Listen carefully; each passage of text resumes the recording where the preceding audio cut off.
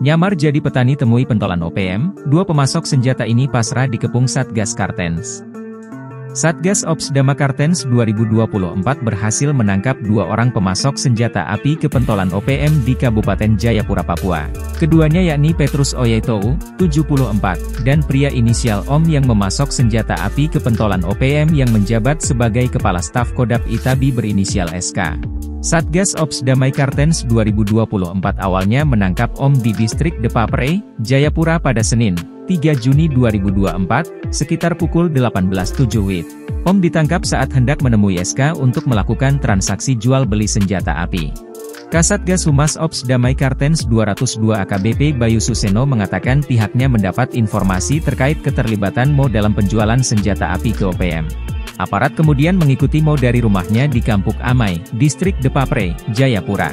Bayu menyebut dari tangan Mo, polisi menyita satu buah senjata api laras pendek. Selain itu, ada uang tunai dan kartu ATM. Petugas melakukan pengembangan setelah menangkap Mo. Hasilnya, pelaku Petrus Oyetou ditangkap di Kelurahan Hedam, Distrik Heram, Kota Jayapura pada Selasa 4 Juni sekitar pukul 12 WIB. Bayu mengatakan Petrus sudah 2 kali memasok senjata api laras pendek ke OPM melalui perantara Om. Satu senjata api berhasil disita aparat saat Om hendak menjualnya ke OPM. Bayu menuturkan kedua pelaku merupakan jaringan pemasok senjata api dan amunisi kepada OPM dan kini masih menjalani pemeriksaan di Pos Damai Kartens. Bayu mengaku pihaknya masih mendalami dari mana Petrus mendapatkan senjata api untuk OPM. Pasalnya, Petrus mengaku berprofesi sebagai petani.